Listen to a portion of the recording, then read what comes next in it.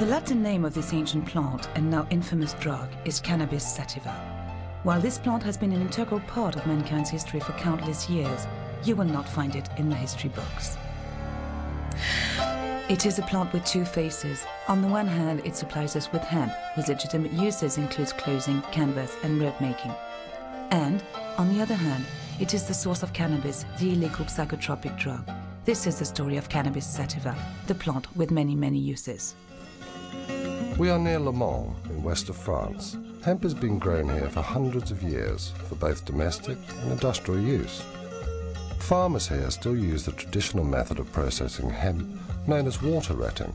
The stalks of hemp are extremely tough and resistant to rot, which is why it was traditionally used for ropes and canvas. Once harvested, hemp is left to soak in water before it is laid out into the fields to dry, so that the tough fibres may be more easily separated from each other. Even today, hemp fibres are broken down by hand, although an experienced hemp breaker can break from 100 to 200 pounds of hemp a day. This method still adds to the production cost.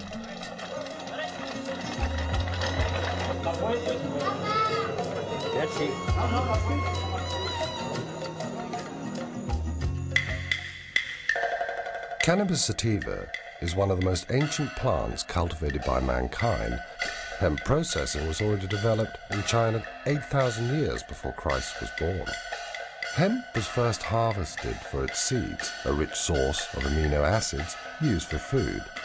Then it was discovered that by breaking the stalks, they could use the fibers to make paper, as well as fishing nets and up to 5,000 hemp-related products, including, of course, textiles. The ancient Chinese called their country the land of hemp and mulberry. Mulberry leaves were used to feed silkworms, from which was produced the precious silk that only the rich and powerful could afford. Everyone else wore hemp clothing. Hemp is called ma by the Chinese, literally meaning plant with two forms, male and female. Hemp was also the first crop to be grown for use in war. The Chinese had originally used bamboo to make bowstrings. Then they discovered that the hemp fibre was stronger and lasted longer. Imperial decrees ordered that certain areas of the land would be exclusively used to grow hemp. An ancient legend says that hemp paper was discovered by Cai Lun, a scribe and eunuch of the imperial court. To publicize his discovery, Cai Lun pretended to die. He ordered that hemp paper should be burnt around his coffin. Then he arranged his own apparent resurrection and attributed it to the properties of his new invention. Ever since, hemp has been an integral part of the Chinese funeral ceremony known as Wu Fu, or the 5 levels of mourning. This code lays down, among other things, that the family wear different hemp clothes corresponding to their relation with the deceased. The Chinese jealously kept the secret of papermaking for centuries. It wasn't until the 5th century that this knowledge was passed on to other countries, finally appearing in Europe in the 8th century.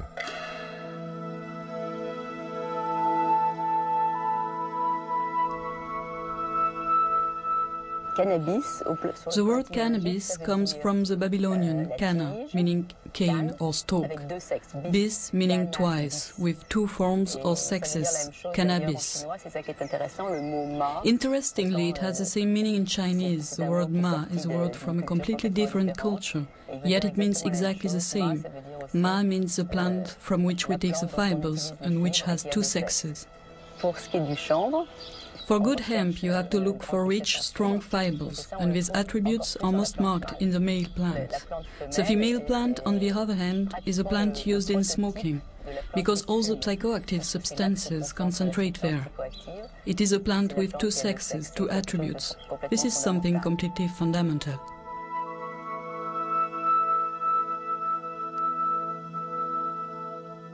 Cannabis has been used medically since the year 2800 BC, when Emperor Shen Nung founded the science of Chinese medicine. Wounds sustained in battle were bandaged in cannabis leaves. Today, doctors across the whole world are asking for the right to use cannabis as a treatment for pain, especially for cancer and AIDS. I'm a cannabis user. I've been using cannabis since I was approximately 9 years old. I've had cancer 10 times. I first occurred in my spine when I was 2 years old. I had a spinal fusion which fused my first 5 vertebrae together. I went on to have it from 2 to 10, 9 times in 8 years. It occurred once again when I was 15. We treated it with radiational therapy. Through the years, I've gone through radiational therapy, chemotherapy, and numerous forms of surgery. And I stumbled upon cannabis once after radiational therapy use. It alleviated my dizziness and nausea, just the secondhand smoke, and it also increased my appetite. And right now, I go around the world and I try to teach people about cannabis and its benefits and its usages, because I found it so beneficial in my situation.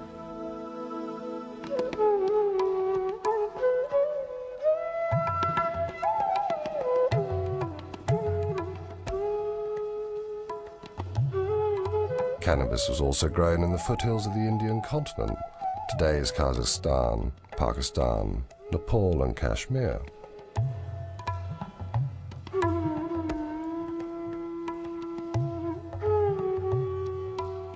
Having gathered the hemp harvest, Indian farmers used the water rotting process to break down the fibres, from which they made hemp flour, porridge or even popcorn. The seeds were also used for food and to make unsaturated oil.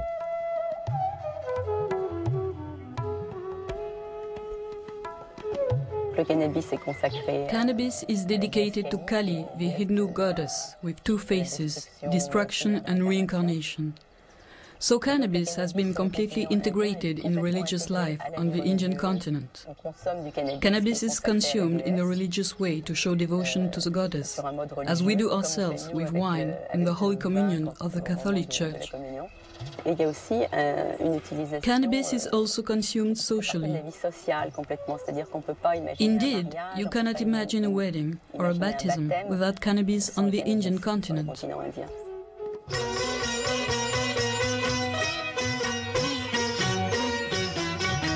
Hey man, try some of this. It's absolutely dynamite. Oh yeah?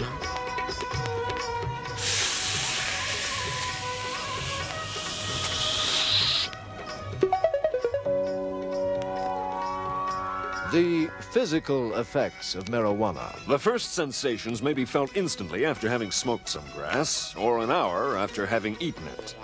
Usually, you creep slowly into a stoned condition, inch by inch, sliding upward, but if you've eaten it, the effects may come upon you suddenly and strike you full force in the middle of a word.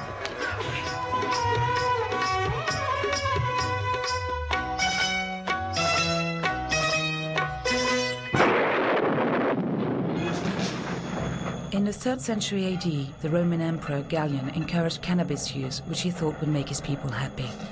In a declining empire, the Romans turned increasingly to the Oriental gods, Mithras and Zoroaster. Christianity was gaining ground, partly because it incorporated elements of these Oriental religions, but not the use of cannabis. The Roman Empire really went to war on hemp. The Roman Empire provides a very good example of the importance, the strategic importance, one might say, of hemp in any society in history. The Romans had hemp arsenals either side of the Alps. They had one in Ravenna and one in Vienna. And the procurator of hemp was a very important position in the Roman hierarchy. That is not to say that hemp was only used by the Romans to make war with. It had its place in all the aspects of hemp and all the aspects of fibers that you can imagine that it would have, i.e. it figured in clothing, shelter, food, defense, aggression, and medicine. Later on, Christians associated cannabis with the devil, and its use was supposed to be part of the satanic ritual. By 1484, Pope Innocent VIII declared that smoking cannabis was sacrilegious, and he promoted wine as the only Christian holy sacrament. It seems that knowledge of the psychotropic properties of the plant had been lost, at least as far as official science was concerned. It became a hidden, secret knowledge. Only people who really had a good knowledge of plants and their healing powers continued to use the plant. And having a good knowledge of plants at that time was not generally a good idea, because such people were thought to be witches. They were called witches because they knew about things that ordinary people didn't know about and didn't understand. It was only in the 9th century that hemp cultivation was encouraged again by Charlemagne. In the monasteries, monks wrote their manuscripts on hemp paper by the light of a hemp oil lamp. In 1945, Gutenberg printed the first Bible. It was printed on hemp paper.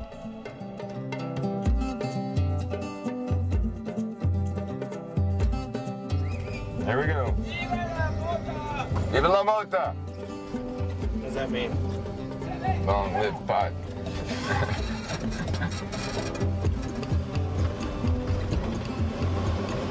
I have a good background and good education. I have 10 years of college, master's degree in biology, and 4 years in the School of Public Health at UCLA. So I started putting together a museum.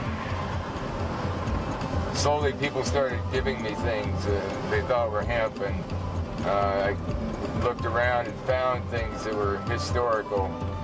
There was a can of hemp seed oil varnish here, and hemp Bible there that I've accumulated, 100-year-old flag, and so on. This is an ongoing educational process. I'm learning every day more and more things. People tell me things about hemp while I'm at the museum, so it's very instructive. My mother's a good example. When I learned the hemp stuff, I came to her and told her, and she says, no, it couldn't be the same plant. I know what hemp is. She's in her 80s now. I said, sorry. And gave her the book, and she's a believer now.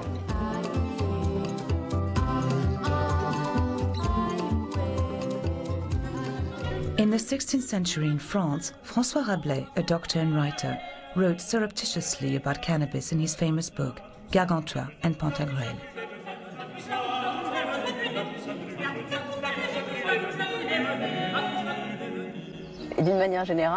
He appreciated cannabis so much that he called it Pantagruelion after his hero Pantagruel. Cannabis, for Rabelais, is Pantagruelion. And this plant has such wonderful properties, as he said, that if plants were to choose a king, in his words, a king of the woods, they would have chosen cannabis to be the queen of plants.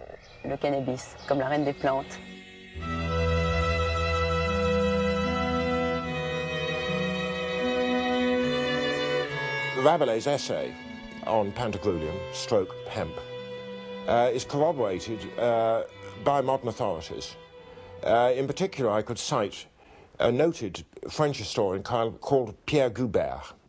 He was quite convinced that the marked increase in prosperity in the late 16th and 17th century in Western France was due,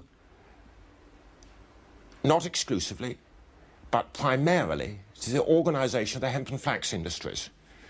We may remember that at the end of the 15th century, Spain was the mistress of the Indies. And it was, according to Goubert, the organisation of the hemp and flax industries and their sale to Spain, their trade with Spain, that led to the rise in births, in marriages, into a general level of both population and prosperity at that time in France. In 1492, Christopher Columbus discovered America and at the same time introduced hemp to the New World. He offered the natives gifts including hemp seeds and cloths. Hemp was used to make sails and rope. Thanks to this crop, France, England, Spain and Portugal could strengthen and increase their maritime power.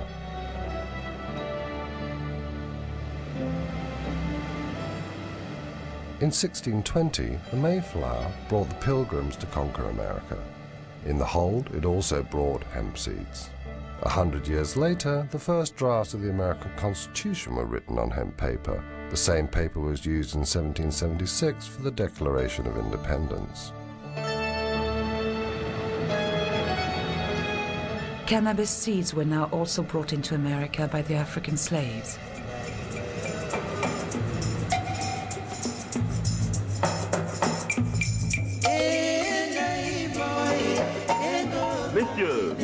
Messieurs, voici un jeune homme en bonne santé, fort robuste, excellent travailleur. 400 piastres. 500 piastres. 600 piastres. The Africans were captured in their own country to be used as slaves in America. They arrived without clothes and were given rough hemp clothes to wear. That was a traditional prison uniform.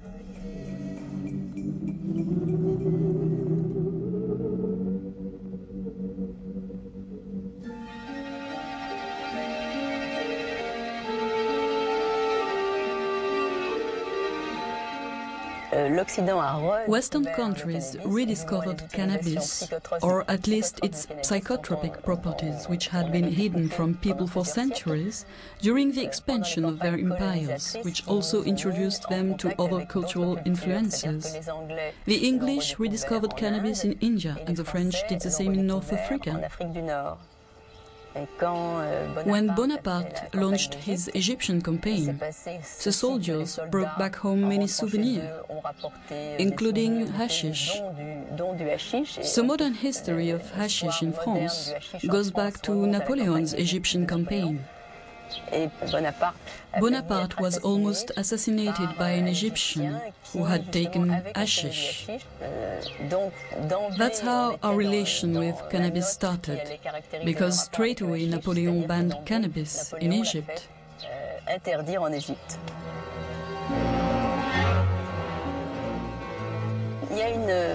For a long time, there has been this theory in France, you can still hear it sometimes said, that the word assassin is derived etymologically from the word hashishin. But if you look closely at this theory, this is not a true derivation. Nevertheless, it has been used to discredit cannabis. What is interesting is that you can find the idea again behind the climbing myth. The West has often made such mental contortions in order to prove the real danger of cannabis.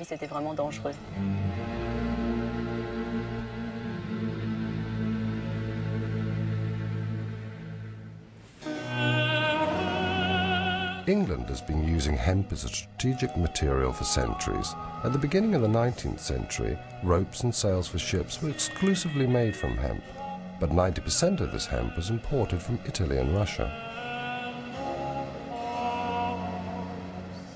The United Kingdom was seriously worried about maintaining its hemp supplies during the expansion of the Napoleonic Empire.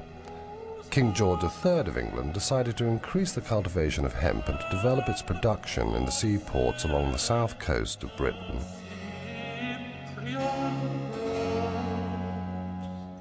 Now, Bridport is a most remarkable seaport.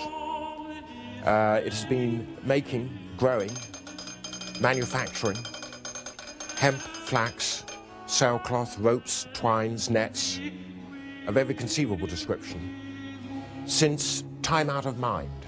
And I use the phrase time out of mind because it was used in a charter by King John of 1213, where he wrote to the burgesses of Bridport and exhorted them night and day to make cables and ropes of every description.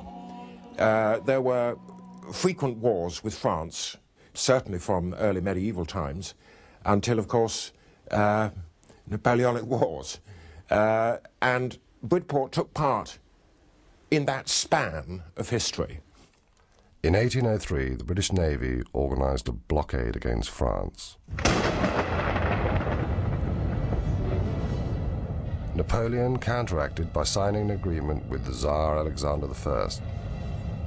This contract was called the Tilsit Treaty, and it especially forbade any export of hemp to England and America, thereby depriving them both of the use of hemp towards their sailcloth, rope, and other hemp product used in the war effort. Despite Napoleon's protests, Alexander I allowed merchants to smuggle hemp to Britain. This is one of the reasons why Napoleon decided to invade Russia. But the severe early winter of 1812 forced him to withdraw his troops and led to the end of his empire.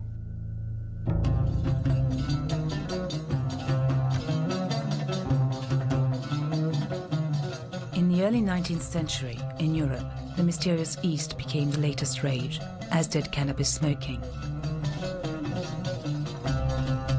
The Oriental wave influenced styles of interior decoration, clothing, and travel abroad.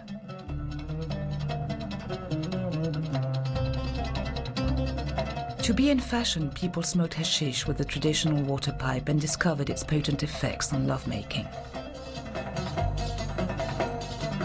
In Paris, the famous Assassin Club was located at Hotel Pimodon. Artists and writers came here to eat Dr. Joseph Moreau de Tours' famous jam, which incorporated hashish. Among them were Théophile Gautier, Eugène Delacroix, Charles Baudelaire, Alexandre Dumas, Gérard de Nerval.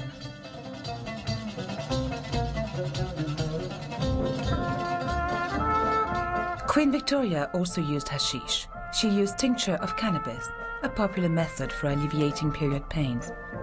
She was also prescribed morphine or laudanum, another popular remedy for many complaints. In Amsterdam, cannabis, which had been imported from the Dutch colonies of South Africa since 1660, was smoked in coffee shops, a tradition that has survived until present day.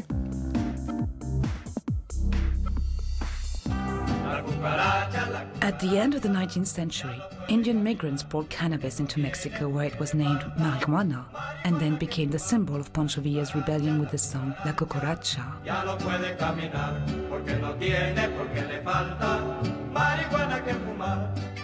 Mexican farmers on their side copied the Indian water retting process to prepare the fibers.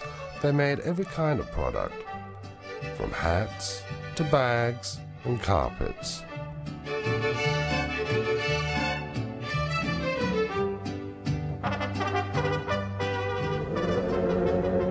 Marijuana traveled from Mexico to the southern states of America. Black people working in the cotton plantations smoked it to try and soften their harsh lives, which were aggravated by the economic aftermath of the Civil War. Marijuana fever hit the suburbs of Louisville through Dixieland jazz and swing.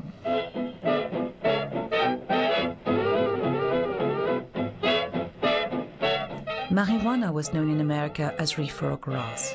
Within a few years, reefer songs spread widely from the music clubs which had appeared everywhere where the immigrant black communities settled. Have you ever met that funny reefer man? Have you ever met that funny reefer man? Along with new developments in the hemp industry and a growing awareness of the dangers of alcohol, marijuana began to be the subject of interest in the corridors of political power. In 1911, New Orleans and then Louisiana and Mississippi and a couple of states along the Mississippi River outlawed marijuana. Meanwhile, alcohol was increasingly being seen as a danger to society. American women lobbied for alcohol to be banned. They succeeded with prohibition, which led to illegal speakeasies, the proceeds of which enriched criminals and resulted in violence and gang warfare. Alcohol was legalized again in 1933. Then all of a sudden alcohol was becoming legal again, and all these agents didn't have anything to do, and Harry Anslinger thought, well, we should have a law against hemp, and so did William Randolph Hearst, and so did DuPont, and the three companies got together, and other people claiming the cotton industry joined in to outlaw hemp because it was making a huge comeback. And the reason it was making a huge comeback is that it took 200 to 300 hours to plant, harvest, and make ready for fiber acre of hemp. But all of a sudden, in the 1930s, that 200 or 300 man-hours per acre went down to 1 man-hour per acre. It was a better fiber than any other fiber and previous hemp fibers. And that was the beginning of the end of all fibers, as being the only synthetic. Nylon was the new synthetic, would have to make way for the reintroduction of hemp as an inexpensive fiber, as well as the strongest, the best, the longest lasting, and the softest fiber. The government of the United States outlawed a fiber and forced the rest of the world to swallow it. They swallowed the outlawing of the #1 fiber on Earth for 10,000 years until the 1930s, and then they outlawed it completely. China, the hemp country, was part of the Japanese plan for military conquest. But in official Tokyo, seat of an empire which for nearly a decade has been governed by its stern and ruthless military caste, there is more activity, more secret comings and goings than in many a year. The little men who command the world's third largest navy see in the South Pacific the richest of all colonial prizes. The Philippines, a group of 7,091 Pacific islands which, still under the protection of the U.S. flag, constitute the only major hazard to Japanese plans for new conquest in the war year of 1940.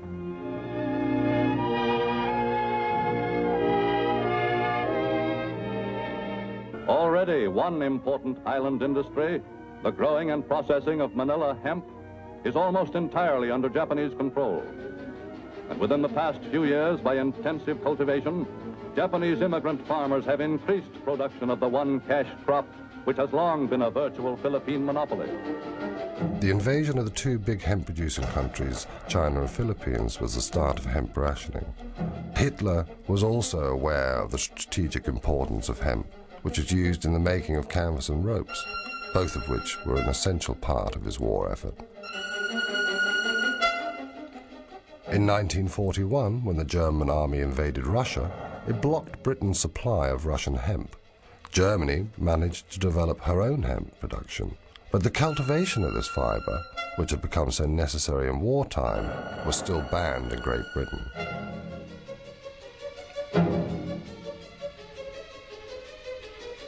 In 1942, the German troops reached the center of Russia. The land continued to produce hemp, which enabled Hitler to move confidently to the next stage of his plans for the Reich. To safeguard its own supplies of hemp, Great Britain urged India to increase production.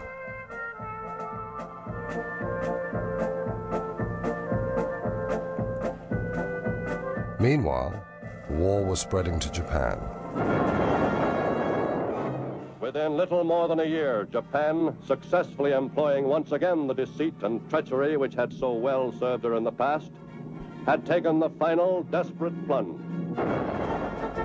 When Japan bombed Pearl Harbor, forcing the United States of America to declare war, Americans realized they were cut off from their hemp supplies. The U.S. Navy was totally dependent upon hemp for rot-resistant ropes for their ships and for many other components. The American government then decided to redevelop their hemp industry. Marijuana was legalized again and farmers received seeds. A propaganda film called Hemp for Victory was then made to encourage this war effort.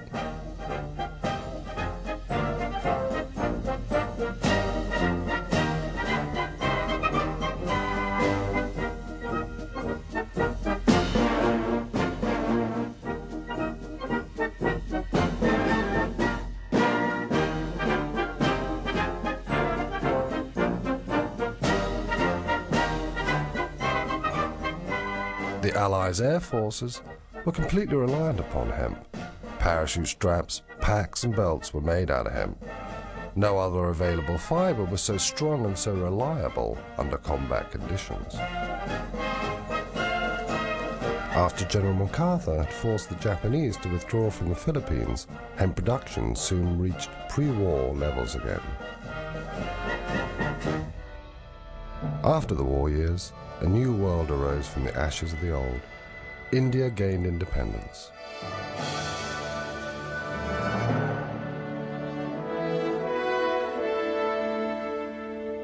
Thanks to automation, India doubled its hemp production and increased its exports to America and the rest of the world. In peacetime, the United States once again banned the cultivation of hemp and cannabis, but at the same time imported millions of tons of hemp during the post-war economic boom to supply its industries. For this is the Port of New York, a sprawling pattern of activity covering more than 1,500 square miles. Its 650-mile waterfront, an ever-changing mirror reflecting the work of the world and its needs and tastes. Grain from Canada, and fish from Portugal and Norway. Tires from Akron, and hemp from India.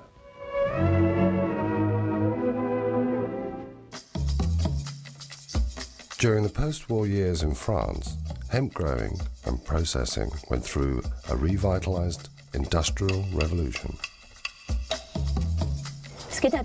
What is interesting to underline is the fact that in France hemp culture went on in spite of American prohibition. While prohibiting marijuana in the USA, they prohibited hemp too, and so you couldn't grow it anymore. In France, hemp growing went on. France was a very rural nation at that time, and remained so until the 50s. They continue to cultivate hemp there today. What happened was that synthetic fibers went on to become a huge development. And even in France, in a country where hemp growing was still legal, hemp began to widely decline, until the hemp textile industry finally died at the end of the 60s. In the 60s, hippies began a worldwide movement calling for the legalization of cannabis. English and American rock stars encouraged people to smoke it. The Beatles, led by John Lennon, turned England on by singing openly pro-cannabis lyrics.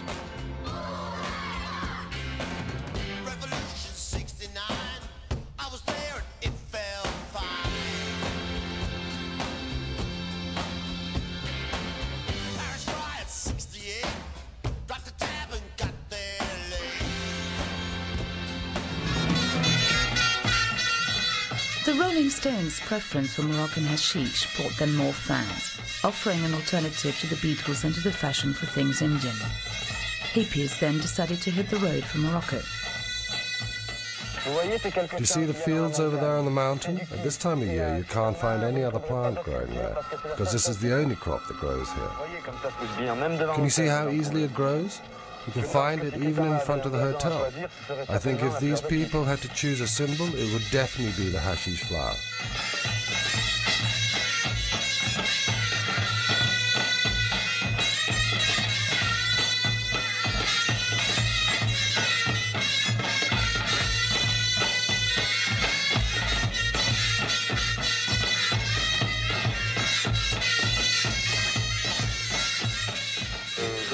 I think they grow here at least 10 tons of hashish a year, so there must be other people than hippies who buy it. In Jamaica, the Rastafarian religion advocated smoking cannabis. They called it ganja. Herb is the sacrament of the Rastafari Church, and basically through studying the Bible, we understand that it's there for the healing of the nation. In other words, it can nourish the mind just as food nourishes the body. It's like a key that can open certain aspects of your mind, and the brain needs feeding just as the rest of your body does. But for me personally, it seems to tune you into a certain wavelength that you can't reach without it. Although I do understand that through certain meditations, one can achieve these heights without smoking herb or taking any other drugs. But in the 20th century, I personally don't have the time, so it's like a shortcut to get to this place to help you be creative. And another thing I find really interesting about weed is how through the smoking of it or the trying to acquire it, it brings together people of different classes, backgrounds, cultures. And in bringing those people together, there's an exchange of ideas, and through that exchange, other things happen. At the same time, cannabis was legalized in Holland. That's how Ben Dronkers was able to become the first legal producer of marijuana to become a millionaire. Here we find different varieties that me and my colleagues, we tested out by once in a while, looking at the plants and try them out. in that sense, it's a war where people can always look and go back to and say, this variety had a certain smell or a certain aroma. Quality is very important, and it's the most important factor where we look at. Always people think also about quantities of material you can harvest, and of course it's very difficult to have a balance. You find plants with very large, big buds, and you find plants with smaller buds. But even the plants like this that have a very small bud is one of our basic plants we have for the breeding of many of the strong varieties that you can see on this side. That means that some of the strengths and some of the important potency we always try to bring back in one variety, and that is the variety that people buy in the shop. And that is the importance of good seed, is like any farmer could know that that's the start, and then you end up with some good materials. The Sensi Seed Bank grows the best marijuana seeds in the world, I think, for many years. Also, we want to make the best hemp seeds from the world, and we're working very hard on that. For that, we made a new company that's called Hempflex, and Hempflex produced in the north of Holland on this moment, last year, 140 hectares of hemp, and coming year we want to go to 1,500 hectares. That is the minimum we want to do, and for sure that later on we will have to do more. From that material we have produced last year, we're producing on this moment just the raw fiber and the wood materials. It comes out like that. And from the wood we have the plan to make cat litter, and actually the same things like people want to do in England. It's beautiful wood you can press from it, and also some composites like this pressed from fiber and wood. And very interesting, what I like, one of the things I like myself the most is the isolation material. It smells good, you can make it fireproof, and it's much better than all the glass fiber that is all in these living rooms out there. So hemp is the future.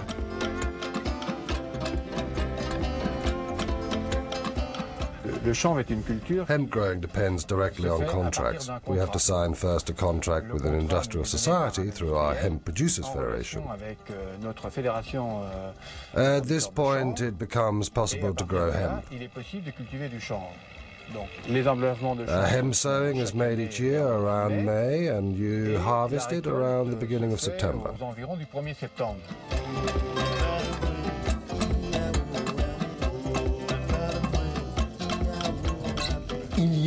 In Le Mans in France, they produce hemp seeds which contains a very low toxical agents level.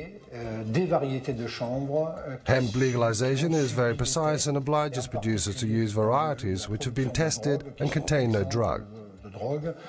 They must have not only a strong agricultural potential, but a very low THC rate too.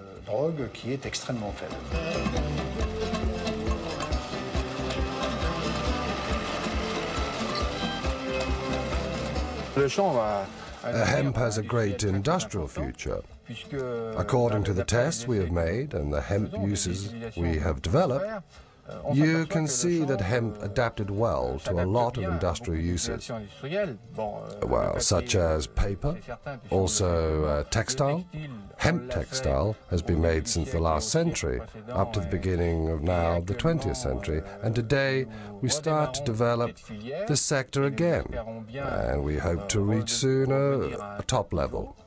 As far as other industrial uses are concerned, we have now a lot of French and foreign demands to test this material. Here, for example, amongst others, for hemp industrial use, a German asked us to test and incorporate hemp in the braking disc manufacturing process, because it's very resistant and non-toxic at all. Non-toxic for human beings. Hemp renewal has drawn the attention of the American Cannabis Bible and magazine High Times, who sent their intrepid journalist Ed Rosenthal to Europe and Hungary to bring back photographs.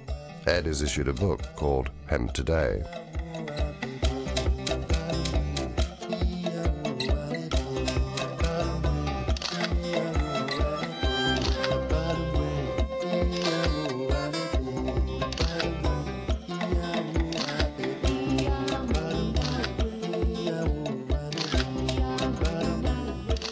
The hemp revolution had grown, and by 1992 the British media announced the first legal hemp harvest for 70 years in England. We're often asked whether people can get high from this, because obviously people see it as being cannabis, marijuana. We prefer to call it hemp. One of the things we had to convince the Home Office before they issued us the licence was that we would be able to comply with current European law, which says that you must not grow varieties which have got more than 0.3% THC. Which is the cannabinol in the plant. And obviously we have been able to convince them with our trials in previous years that the varieties are totally safe. They have checked up on these crops, they've sent inspectors around, samples have been taken to check, and you can get no satisfactory effect from smoking any of this crop. Or if you smoke the entire 50-acre field behind me, you would get a very big headache, but would do yourself no good at all. At the first International Ecological Festival in Frankfurt, March 1995, the green activists are successfully promoting hemp culture. The International Hemp Association was formed in 1992. We're based in Amsterdam in the Netherlands. And this group was formed primarily to facilitate communication between the various groups, sometimes factions, within the hemp world. We're a non-political organization. We try to be an impartial liaison between all sorts of factions involved with the cannabis world, whether they be involved with medical use, textile use, oilseed use, any of these various uses for hemp. Near the conference, a commercial exhibition shows the possible benefits of hemp and cannabis. Since the legalization of cannabis use in March 1995 in Germany, hemp has become fashionable in the small world of the ecological producers of this country. It's 100% natural cosmetic done of the basis of hemp oil. For example, we make this shampoo. It's a composition with hemp soap and the hair balm that they use it in combination with the shampoo, the best results gives. We have a perfume since more than 1 year in the market, a lip balm, care cream, and the soft soap. A real fashion began with the issue of this book on hemp. Hemp has become so popular in Germany that the market today is very good for us. Some of our textiles come from Eastern Europe, from Hungary, Romania, very few from China because we are not yet satisfied with the quality. And we have also our own textiles directly produced here in Germany. I hope it will soon be legal to grow hemp in Germany, because a lot of European countries already do it. We still have a very strong bureaucratic system in Germany, and for this reason we are not yet allowed to grow hemp. But I think hemp growing will soon be legalized here too. Ecolution attempts to get more hemp grown, produced, and sold all around the world, and we do that in a variety of ways. Our pride and joy, the project that we take the most satisfaction in, is the development of the first hemp jeans, the first 100% hemp blue jeans since Levi Strauss first made them in the 1860s. Hemp seeds and oil are increasingly used in cooking. In Switzerland, a cookery bestseller includes 22 recipes based on hemp.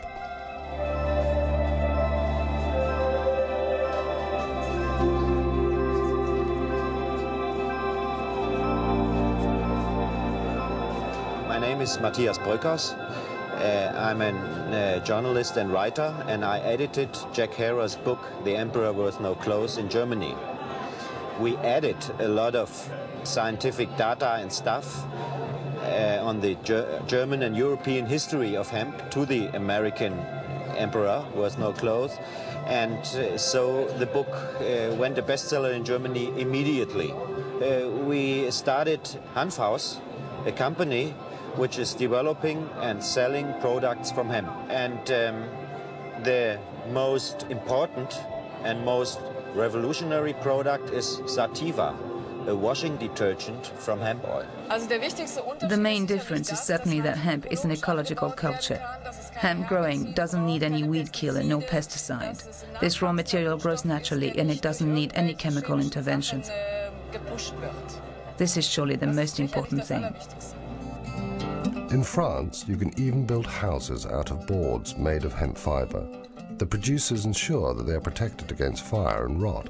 This material is long-lasting, has good insulating properties, and is strong and flexible. Hemp can save the world. Hemp, it can give you food, clothing, shelter, the three basics, then paper, the thing man needs more than anything else in the world. It can give you oils for your brain, for your membranes that you can't get from any other source. It can give you good protein. It can give you all the benefits that the ingenuity of the mind of man can conceive of. It can do that easily because of the enthusiasm that people will have toward a whole new industrial set of tinker toys to balance against the tinker toys of oil. The people who are cutting down the forests, the big businessmen who want to profit right now, not a profit 20 years from now. People who are not trying to think in terms of construction, but they're thinking absolutely in terms of destruction. Now, whoever these people are, they are small men at the center of things. Put hemp into the mix, and maybe some of them would get shuffled to the outside, and maybe we'd have a happier life. Anyway, as a science fiction writer, I tell you that hemp is an excitement to me because it's like the miracle ingredient, newly discovered but ancient as time, that can solve all the problems.